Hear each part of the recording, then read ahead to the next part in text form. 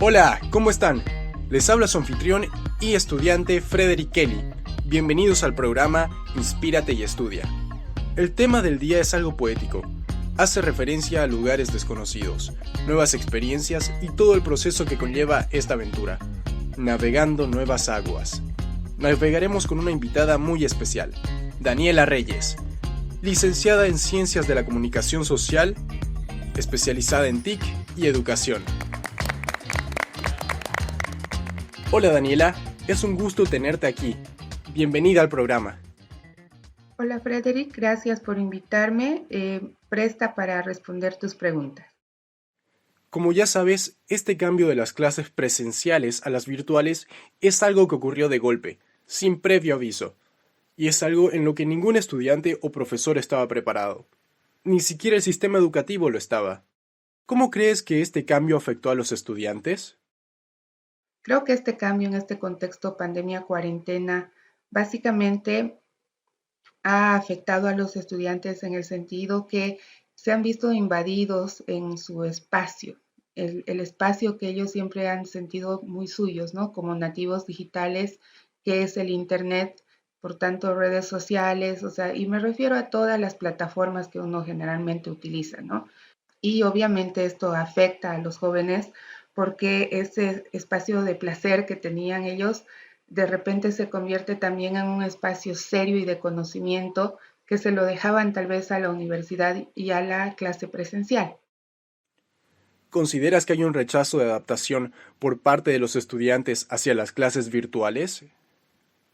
Sí ha habido un rechazo no solamente de los estudiantes, sino de los padres de familia, porque obviamente todo aquello que no conocemos, no comprendemos, generalmente por el miedo lo rechazamos. Es igual que las generaciones de antes, que cuando empezó a aparecer esto de internet, computadoras, obviamente rechazaban porque no entendían y es ese miedo a no comprender algo nuevo, ¿no?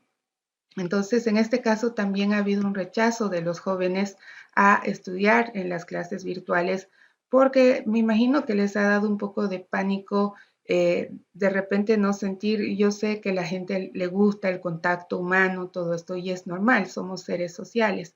De repente utilizar Internet para poder recibir educación obviamente ha chocado a muchas personas, pero considero que con el tiempo esto tiene que volverse la nueva norma, ¿no? O sea, una vez que pase esto de la pandemia cuarentena, creo que si le va a quedar algo al joven es que ha aprendido a estudiar de otra manera.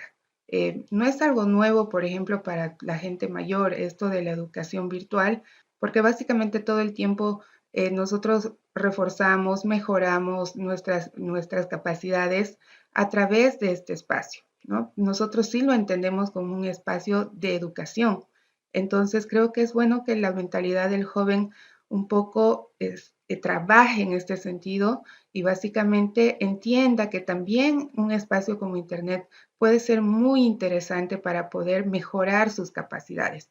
Yo sé que ustedes utilizan muchos tutoriales, esto es una forma de educación, solamente que tal vez no la sentían como obligatoria, obligada, ¿no? Entonces, ahora sí, ese componente de obligatoriedad puede ser que es lo que cause ese rechazo en los estudiantes ante esta nueva forma de educación. ¿Cómo puede ayudar el docente para mantener el interés de los estudiantes en su clase? Creo que la mejor manera de que un docente puede ayudar a un estudiante, en este caso cuando estamos dando clases virtuales, es en no dárselo todo masticado. Creo que el componente de investigación y de curiosidad, despertar esa curiosidad del joven de poder entender lo que se le está explicando, más allá de lo que yo le digo, es a través de la investigación. Bueno, hay un montón de técnicas que se utilizan para eso y que muchos docentes lo aplican para que el estudiante en este caso se pueda, uno, autoeducar, que es una de las bases de la educación virtual, por si acaso, ¿no? Y otra, viene a ser, ¿no? Todas estas herramientas que utilizamos como el hacer videos, el hacer podcast, el hacer crucigramas. Y ahí viene algo interesante porque el docente no solamente lo va a educar a uno, ¿no? En las materias o en las asignaturas que uno lleva, sino que a veces cuando le pide o ciertos esfuerzos al estudiante que involucran a las tecnologías de información y comunicación, también los está educando en ese sentido. Es decir, si yo le pido a un estudiante que me haga un podcast, digamos, obviamente yo tengo que enseñarle qué es un podcast, ¿no? Y darle los mecanismos suficientes como para que él me pueda hacer una tarea, pero está aprendiendo. Si yo le digo a un estudiante una infografía, esta persona tendrá que investigar, yo también le daré algunos elementos y esta persona aprenderá a hacer una infografía. Entonces creo que la educación en ese sentido va más allá de la asignatura como tal, sino de involucrarlos a ustedes para que ustedes vayan aprendiendo también nuevas herramientas que les van a ser de mucha utilidad en la vida. ¿Crees que la comunicación entre docente y estudiantes ha cambiado? Claro que la comunicación entre docentes y estudiantes ha cambiado. Sinceramente, yo la siento mucho más cercana, ¿no? Porque antes yo tenía, no sé, 20, 30 alumnos en un aula y generalmente todos sentados de manera vertical hacia atrás. Si siempre caminaba por el aula, no podía verlos y hablar con todos al mismo tiempo. Y creo que eso es lo lindo de esta nueva educación, ¿no? O sea, los tengo en pantalla, los tengo a todos cerca, puedo hablarles. Creo que la relación incluso un poco ha mejorado del tú a tú. Yo creo que hay hasta más confianza, ¿no? De podernos decir cosas, de poder hablar, incluso más allá de las redes, en el momento que estamos dando las clases, de podernos decir cosas por WhatsApp, preocupaciones. Y creo que eso, o sea, hay una relación más íntima con aquellos estudiantes a los que quizás antes, por ejemplo, yo no podía ver más allá de las horas con las que pasaba, en las que pasaba clases. ¿Qué pueden hacer las instituciones para ayudar a resolver estas dificultades entre docentes y estudiantes? Cuando hablamos de educación, bueno, hay cuatro, vamos a decir, cuatro patitas en las que se asienta la educación. Es el nivel administrativo, son los padres de familia, son los educadores y los estudiantes, ¿no? Entonces, acá tenemos que jugar todos, o sea, la parte administrativa, proveyendo de las herramientas, los elementos necesarios, en este caso, para que el educador tenga las herramientas necesarias como para poder llevar a cabo la educación.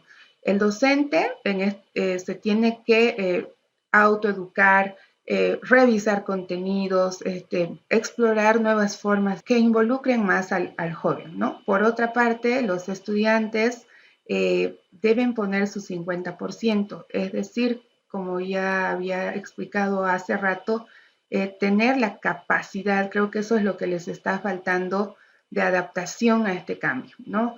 O sea, mire, le doy un ejemplo. A mí me gusta mucho hacer clases invertidas y eso es una de las formas en las que se utiliza la educación virtual. Es decir, yo les mando contenidos para que los lean, los vean, bueno, depende de la herramienta que yo estoy utilizando, ¿no? Y la siguiente clase reunirme y poder conversar, porque de eso se trata, ¿no? De que ustedes adelanten con el tiempo que ustedes tengan para poder, por ejemplo, ver un video, hacer alguna tarea que se les ha pedido, ¿no? En relación al contenido que se está avanzando, justamente para poder tener una conversación, el momento en que nosotros, por ejemplo, utilizamos el Zoom, aunque no es una herramienta de educación virtual, por si acaso, y poder tener conversación, poder despejar dudas, incluso hacer cosas dentro de nuestro espacio.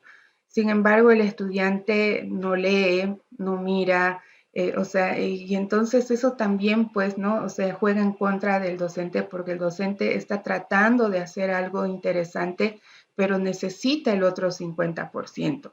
Necesita que el estudiante se adapte a esto. Ahora, de que va a llevar tiempo, pero creo que ahí también viene, ¿no? Este golpe de frescura del joven, de querer, de poder adaptarse, de poder entender lo que está pasando. No somos niños, al final creo que los niños se están adaptando mucho más rápido que los jóvenes realmente y, y ahí estamos, ahí vamos. Y por otra parte, los padres de familia, ¿no? Que bueno, cuando un hijo es el reflejo de su padre, así clarito, ¿no? Entonces, Cuando un papá le tiene miedo a la tecnología, no sabe, o sea, siempre ve al hijo solamente jugando y de repente lo ve frente a una computadora pasando clases, cree que está pagando de más, ¿no? Bueno, esas cosas que se van escuchando, ¿no? Que no les están dando el suficiente contenido. Yo creo que algo tiene que quedar muy claro cuando hacemos educación virtual, ¿no? No se trata de dar cantidad, se trata de dar calidad de educación, ¿no? Entonces, ¿de qué sirve que yo los tenga, por ejemplo, 2 horas, 4 horas parados frente a la computadora si la atención de un niño, la atención de un joven no dura más de 20 minutos, ¿no? Entonces, prefiero aprovechar esos 20 minutos para darle lo concreto, lo necesario, calidad de educación que cantidad de educación. ¿Hay alguna forma de hacer que las clases sean más interactivas?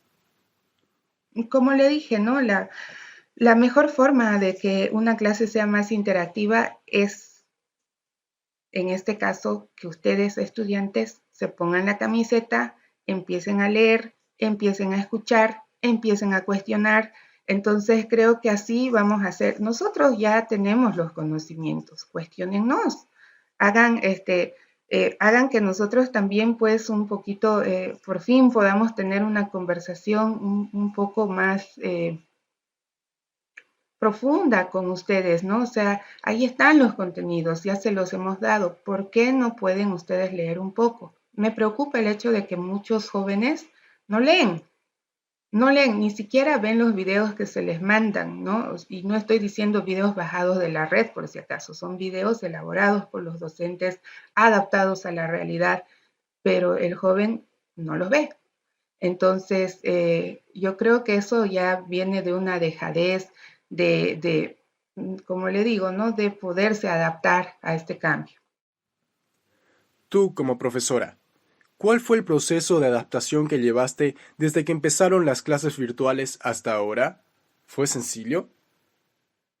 Bueno, en el caso mío, yo tengo una especialización en TIC y educación, entonces siempre he utilizado lo virtual para poderme comunicar con mis estudiantes. Para mí no ha sido muy difícil en el sentido de que ya más o menos ubicó cómo se tienen que hacer las cosas. Sin embargo, en la parte de materiales, sí. La verdad es que una cosa es ir a la universidad, uno puede llevar, como les digo, no sé, el PowerPoint, algo así, para poder explicar en la pizarra y todo esto, ¿no? Pero cuando uno da educación virtual, tiene que reconstruir básicamente los contenidos, por lo que les digo, no puedo darles tanto tiempo de explicaciones como lo hago en la clase, porque necesito que se queden con los conceptos centrales.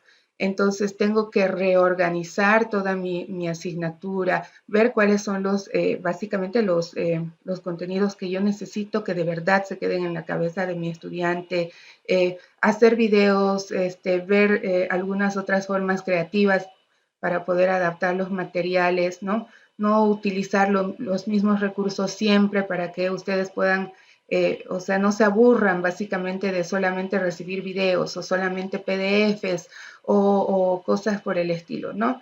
Sin embargo, creo que todavía como docente estoy adaptándome, no quiere decir que porque yo o tenga una especialidad no lo haga.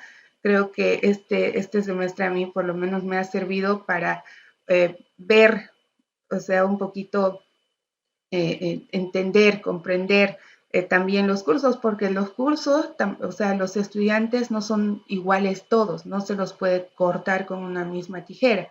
Y básicamente cada curso se maneja de manera distinta, entonces uno también al probar esto, bueno, este espacio que nos ha tocado vivir, ya sabe, por lo menos desde al siguiente semestre más o menos, cómo tengo que ir con cada curso, es prueba, ¿no?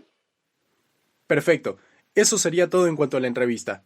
Ahora, si pudieras dar un mensaje a todos los estudiantes que nos están oyendo, ¿cuál sería? Bueno, el mensaje, chicos, es que por favor ustedes pongan su otro 50%, ¿no? No voy a decir que todos los docentes se adaptan, tampoco voy a decir que todos los estudiantes no se adaptan, ¿ya? Pero mi recomendación, así a la gente que me está escuchando, a los alumnos, a los jóvenes, bueno, pues trabajemos juntos, ¿no? Si ustedes conocen algunas herramientas que les parecen interesantes, muéstrennoslas, o sea, díganos, ayúdennos, ¿no ve? Así como nosotros conocemos un montón de cosas que tal vez ustedes no saben y que se las podemos enseñar. Entonces, esto es hablando, es conversando, es comunicación. Nuestra vida es la comunicación, ¿no? Entonces, si nosotros nos comunicamos bien, si yo de repente, como les digo, bueno, chicos, clase invertida, mando contenidos, charlemos la siguiente clase, lean, vean videos o lo que se les exija, ¿no? Y bueno, pues así vamos a tener que ir avanzando, es lo que nos ha tocado vivir, aceptémoslo y sigamos adelante. Esa es la vida. Muchísimas gracias, Daniela, por esas increíbles palabras y por asistir al programa. Esperamos tenerte de vuelta. Gracias, Freddy, por invitarme y agradezco que me hayas cedido un poco de tu espacio para poder hablar de esto que es tan vital para todos nosotros, que es la educación. Bueno, concluimos con el tema de hoy. Como dijo Daniela, este es un 50 y 50 entre estudiantes y docentes. Todos estamos navegando nuevas aguas y por eso debemos ayudarnos mutuamente. La comunicación ha cambiado. A pesar de la distancia, nos sentimos más apegados a nuestros docentes y más motivados que nunca. Esta no es una brecha, es una nueva oportunidad para seguir adelante. Recuerden que pueden hacer sus preguntas y estas serán contestadas en el siguiente podcast. Un saludo a todos y ya sabes, inspírate y estudia.